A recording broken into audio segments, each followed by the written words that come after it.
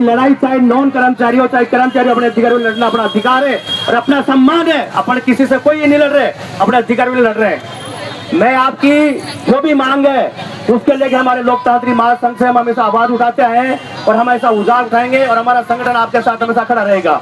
9 अगस्त को हमने कलेक्ट्री चौराहे पे 11 सूत्री मांग पत्र जो पूरे स्टेट और सेंट्रल के कर्मचारियों से रिलेटेड मांगे हैं, जो हर व्यक्ति से जुड़ी हुई है, हर मानव से जुड़ी हुई है, हर कर्मचारी से जुड़ी हुई है, उन सभी की भावनाओं को कदर करते हमने 9 अगस्त को कलेक्ट्री चौराहे पे एक आम सभा बुलाई है, जिसमें साहिदा खान जी को भी हमने मुख्य वक्ता में इनवाइट किया है। समस्त संगठनों के जो लीडर हैं उनको हमने वक्ता के रूप में इनवाइट किया है।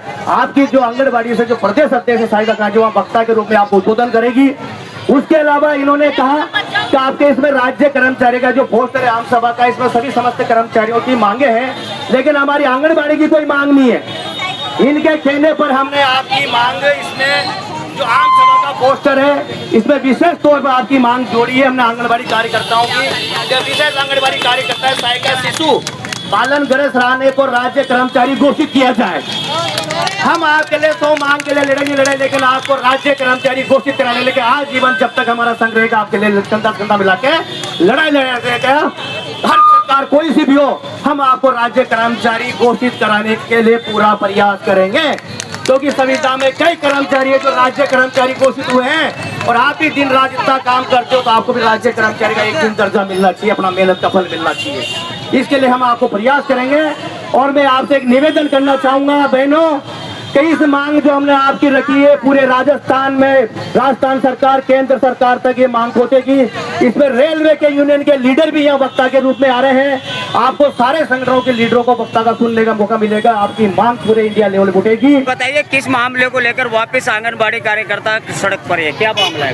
आज राजस्थान आंगनबाड़ी महिला कर्मचारी के बैनर तले पूरे प्रदेश में कार्य बहिष्कार की घोषणा की गई थी और वो घोषणा पूरी भी हुई है। सब जगह बहिष्कार हो रहा है और पोषण टेकर कार्य वो नहीं बोला पोषण टेकर, उसमें कोई भी संपूर्ण जो बढ़ते हैं हम कार्य वो कुछ भी नहीं करा, ना पोषार बने केंद्रों पे, खाली महिला केंद्र पे जाके बैठ गई। ये हमने मजबूरी में करना पड़ा, क्योंकि हमने 8 दिन पहले एडीएम साहब को हमने ज्ञापन दिया था और उसमें ये चेतावनी दी थी कि हमारी आंगनबाड़ी बहनों का 30 तारीख तक मानदेय जमा नहीं होगा तो हम मजबूरन आंदोलन करेंगे, काम का बहिष्कार करेंगे, थिएटरों पे ताले लगा देंगे, तालाबंदी करेंगे। तो आज 1 तारीख हो गई है। हमारी महिला जो माननीय सचिव महोदय के माध्यम से हमने उनके माध्यम से ज्ञापन भेजा था, तो उन्होंने मानदेय तो बनवा दिया, लेकिन मानदेय बनने के बाद इनके खाते में नहीं आया।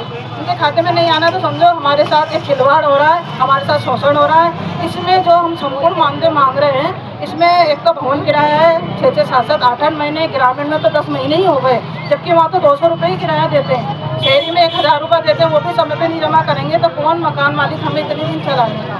दूसरी बात ये है कि जो रिचार्ज का 1-1 साल हो जाता है, 66 रुपये में कोई रिचार्ज नहीं होता, 166 हम सबको 600 रुपये दे दें, वो भी समय पे नहीं जमा करते, 1-1 साल हो जाता है। प्रोत्साहन राशि है, PMY के फार्म हम भरते हैं, वो होते हैं तो गर्भवती के फर्स्ट डिलीवरी और सेकेंड डिलीवरी, वो पैसे में भी साल हो जाते हैं। सामुदायिक कार्यक्रम का है हमारा, वो पैसे में भी साल भर हो गया। ये संपूर्ण जितना भी भुगतान है, अगर ये लोग 7 तारीख तक जमा नहीं करते हैं तो 6 तारीख तक जमा नहीं करते हैं तो 7 तारीख को तालाबंदी है, सेंटरों में बिल्कुल ताले लग जाएंगे। अभी जो आप कलेक्टर साहब से मिले, एडीएम साहब से मिले, क्या आश्वासन मिला, क्या उस उनके द्वारा दिया गया आश्वासन आप संतुष्ट है?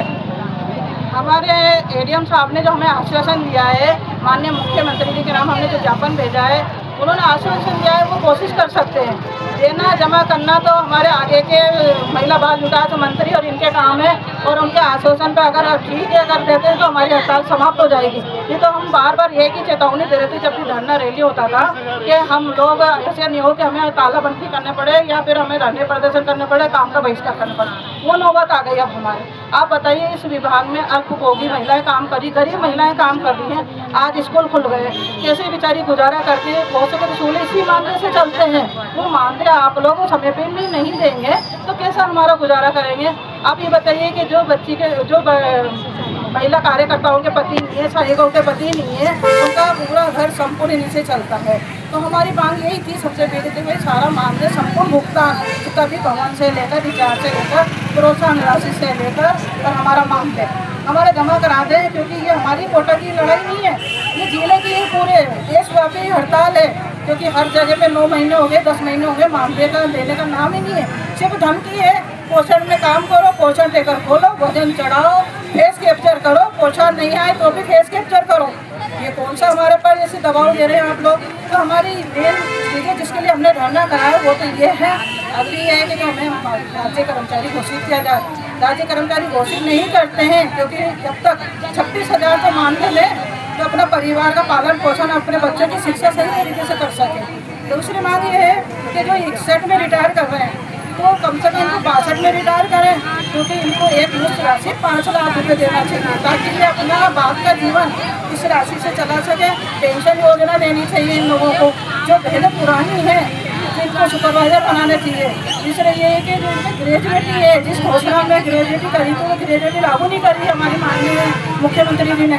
दूसरा ये है कि जो इन लोगों ने करी थी 13,000 रुपये, हमारी सरकार आ जाएगी तो हम मानदेय बढ़ाएंगे, तो मानदेय आज तक नहीं बढ़ाया इनकी सरकार को। 3 साल उन्होंने झूठे वादे हैं, ये पूरे नहीं कर रहे। और हमारी जो बहनें हैं आंगनबाड़ी पे काम पर लोड इतना ज़्यादा हो गया है कि आज जो नया काम आया है हमारे ऊपर, महिला अधिकारिता विभाग जिसमें ग्रामीण साथी काम करते हैं, उनका कार्य भी इन्होंने हमें दे दिया कि जन आधार से उड़ान योजना के सैनिटरी नैपकिन बांटे जाए। अब आप बताइए, आपके चैनल के माध्यम से ये बात पहुँचाना चाहती हूँ मैं कि अगर हम उड़ान योजना का सैनिटरी नैपकिन बांटने लगेंगे तो किसी के पास तो फोन है, वो भाई के पास होता है, पति के पास होता है, कहीं अभी ग्रामीण में भी नहीं होते, फोन होते नहीं है, तो हम कैसे OTP लेंगे। आगे क्या रहेगा, आगे क्या रहेगा? आगे हमारा ये रहेगा कि अगर ये हमारी मांगे पूरी करी तो हम हड़ताल समाप्त कर दें, कार्य बहिष्कार सब समाप्त कर दें, और नहीं तो हमारी हड़ताल जारी रहेगी, तालाबंदी होगी। और हमारे जो विभाग के निदेशक हैं उन्होंने कल वार्ता में बुलाया, जो भी निर्णय होगा ये बता दें।